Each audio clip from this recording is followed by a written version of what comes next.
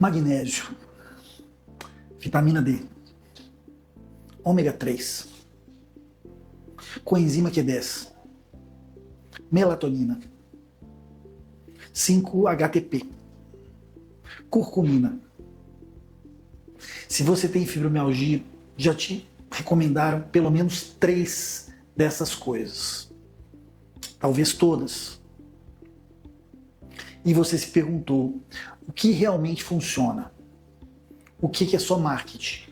O que é desperdício de dinheiro? Que não são baratas.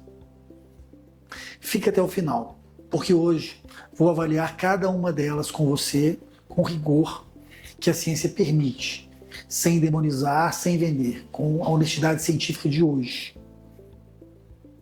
Sou o Dr. Carlos Gruppen, médico fisiatra, especialista em dor, e esse é o 4º vídeo da série 2, Mitos e a Realidade da Fibromialgia. No vídeo anterior, falamos sobre alimentação. Hoje, vamos um passo além, para o universo dos suplementos.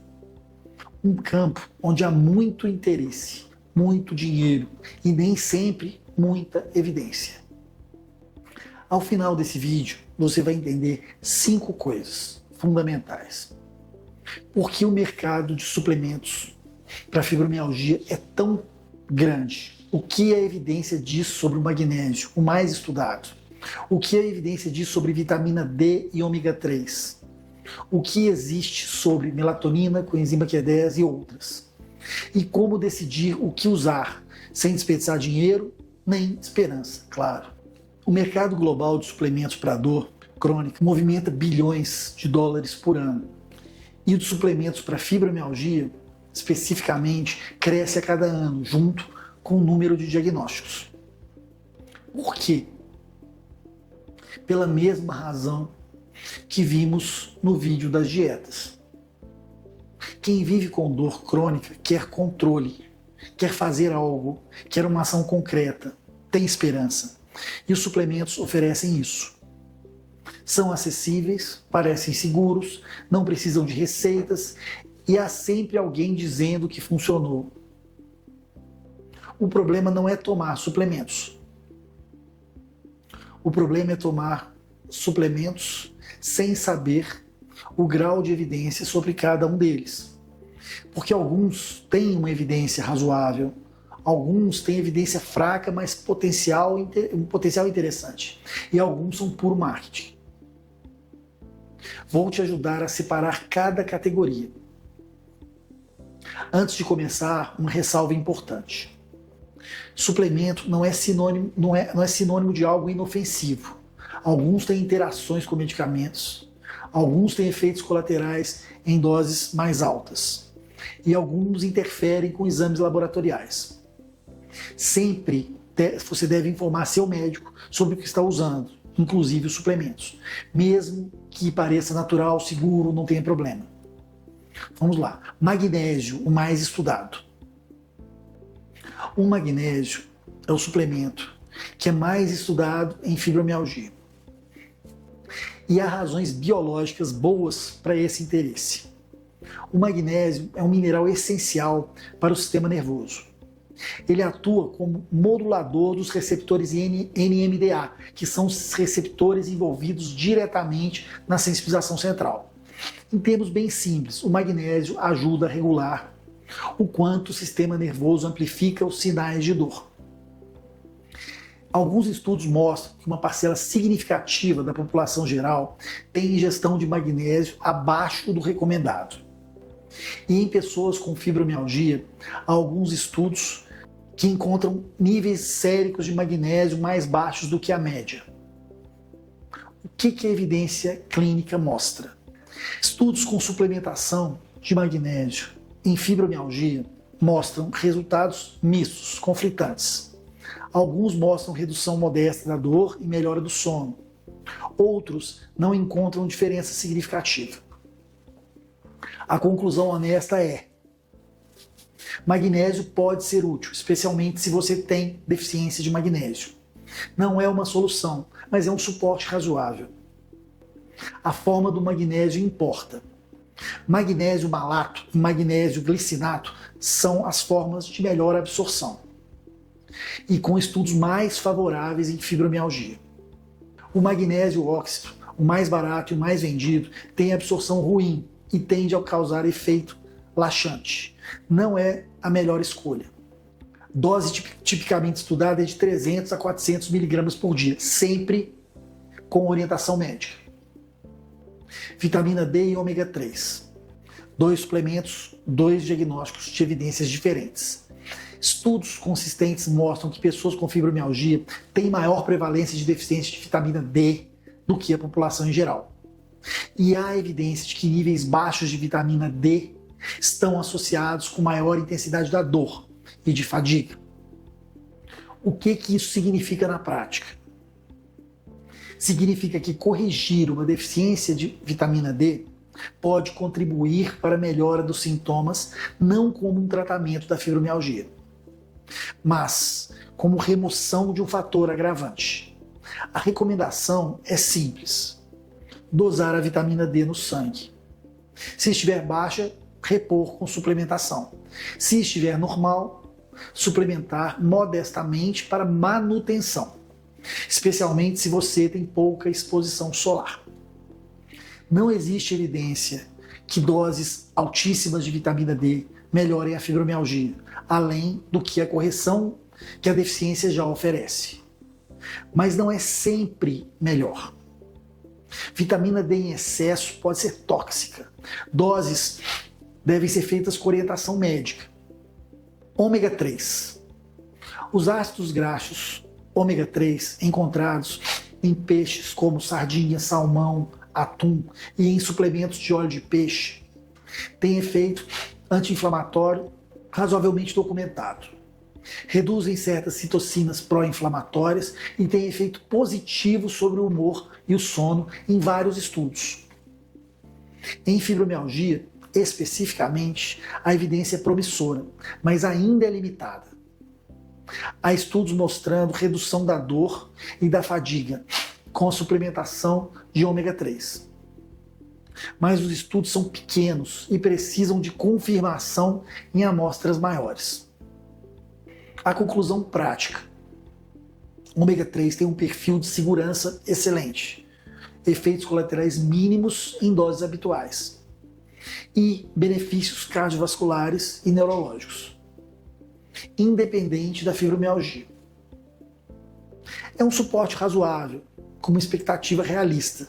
Não vai resolver a fibromialgia, mas provavelmente não vai fazer mal.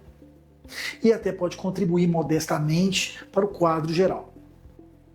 Dose típica estudada entre 1 e 3 gramas de EPA mais DHA por dia. Se esse vídeo está te ajudando a tomar decisões mais informadas sobre suplementos, deixe seu like agora. Isso ajuda a continuar produzindo conteúdo com base em evidência. Melatonina, coenzima Q10 e outros. A melatonina é o hormônio do sono, produzido naturalmente pela glândula pineal, em resposta ao escuro, à escuridão. Na fibromialgia, há estudos mostrando que pessoas com essa condição têm produção de melatonina alterada. E estudos clínicos com suplementação de melatonina mostram melhora da qualidade do sono e redução da dor. Em algumas populações com fibromialgia, a melatonina tem um perfil de segurança favorável. Não cria dependência, não tem efeitos colaterais dos hipnóticos tradicionais. A dose estudada varia bastante nos estudos, que dificulta de 1 a 10 miligramas ao se deitar. Doses menores tendem a ser suficientes para a maioria.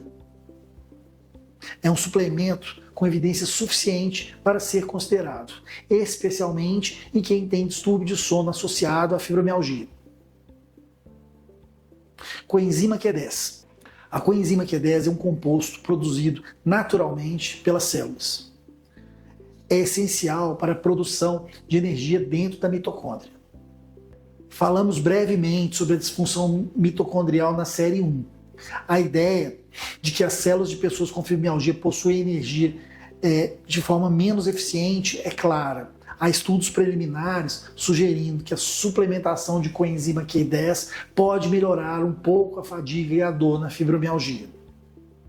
Mas os estudos são pequenos, a evidência é preliminar e o custo do suplemento é relativamente alto. A conclusão: evidência potencial interessante, mas insuficiente. Pode ser considerado, mas não como uma prioridade. Agora, o 5-HTP. 5-hidroxitriptofano é um precursor da serotonina, o neurotransmissor que regula o humor, o sono e a dor. Estudos antigos mostraram resultados promissores em fibromialgia. Mostraram alguma redução da dor, alguma melhora do sono, alguma melhora do humor. Mas há um alerta bastante significativo. O 5-HTP pode interagir com antidepressivos, especialmente os inibidores da recaptação de serotonina. Essa combinação pode causar a chamada síndrome serotoninérgica, uma condição grave que requer atenção médica imediata. Se você usa antidepressivos, e muitas pessoas com fibromialgia usam, não use 5-HTP sem consultar um médico antes. Esse é um dos casos onde o natural não significa necessariamente seguro. Curcumina.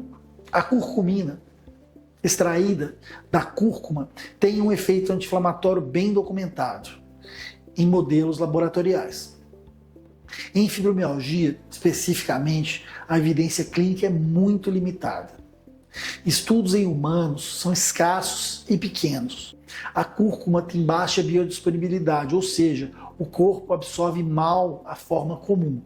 Formulações com piperina ou outras formas lipossômicas absorvem um pouco melhor. Mas evidência insuficiente para recomendação como tratamento padrão. Pode ser considerada como complemento com uma expectativa realista. E aí, como decidir um protocolo para não desperdiçar recursos? Agora, gente, o mais importante: como decidir o que usar sem desperdiçar recursos nem esperança? Passo 1. Dosar antes de suplementar.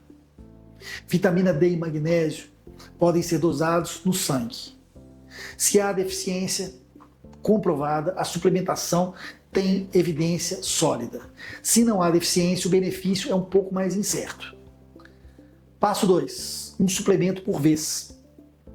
Começar vários suplementos ao mesmo tempo torna praticamente impossível saber o que está funcionando. Introduza um. Espere 8 a 12 semanas. Avalie objetivamente com o diário da dor. Só então decida se deve continuar e aí adicione outro. Passo 3. Defina critérios de sucesso antes de começar. Vou usar magnésio por 3 meses. Se a intensidade média da dor cair pelo menos 2 pontos, vou considerar que está ajudando. Se não cair, vou parar e investir em outra estratégia. Isso evita o viés de confirmação, a tendência de achar que está funcionando só porque você quer que funcione. Passo 4. Informe o seu médico sempre. Interações medicamentosas existem. Efeitos sobre exames laboratoriais também existem. Custos que poderiam ir para tratamentos com mais evidência também existem. O médico precisa saber o que você está usando, independente de ser medicações ou suplementos. Passo 5. Priorize o que tem mais evidência. Com um orçamento limitado, a ordem de prioridade baseada em evidência é: primeiro, corrigir deficiências de vitamina D, se houver. Segundo, magnésio, de preferência malato ou glicinato. Terceiro, ômega 3, se não consome peixe regularmente. Quarto, melatonina, se o sono é um problema. O resto, como cúrcuma, coenzima Q10 e 5-HTP, pode ser considerado depois, com orientação, se as prioridades acima já estiverem cobertas. Me conta aí nos comentários qual suplemento você já usou para fibromialgia. Sentiu alguma diferença? Quero montar um panorama real do que os pacientes estão usando e quais estão sendo os benefícios. Então, gente, o que nós aprendemos hoje? Primeiro, o mercado de suplementos para fibromialgia é enorme e nem sempre fundamentado em evidência sólida. Suplemento não é sinônimo de algo inofensivo e informar o médico sobre o que você usa é essencial. Segundo, magnésio, especialmente malato ou glicinato, tem evidência mais robusta, especialmente se há deficiência ou se o sono é um sintoma central. Terceiro, vitamina D deve ser dosada e corrigida se estiver baixa. Ômega 3 tem perfil seguro e benefícios gerais que justificam o uso. Melatonina tem evidência razoável para a melhora do sono na fibromialgia. Quarto, coenzima Q10 e curcumina têm potencial interessante, mas evidência ainda insuficiente. E o 5-HTP requer cuidado especial por interação com antidepressivos que muitos pacientes com fibromialgia tomam. Quinto, dose antes de suplementar. 1 por vez. Defina critérios de sucesso. Informe ao médico e priorize o que tem mais evidência. Esse protocolo protege o seu dinheiro, a sua saúde e a sua expectativa. No próximo vídeo, vamos falar sobre clima e fibromialgia. Por que o frio piora a dor? E o que a ciência diz sobre pressão atmosférica e sensibilização central? E o que é possível fazer? Não perca! Deixe seu like se esse vídeo ajudou a tomar decisões mais informadas. Isso me ajuda a levar esse conteúdo para mais pessoas que precisam de clareza, para não gastar dinheiro à toa e terem resultado. Se inscreve, compartilha e te vejo no próximo vídeo. Obrigado. Esse vídeo tem fins exclusivamente educacionais e não substitui avaliação ou tratamento médico individualizado.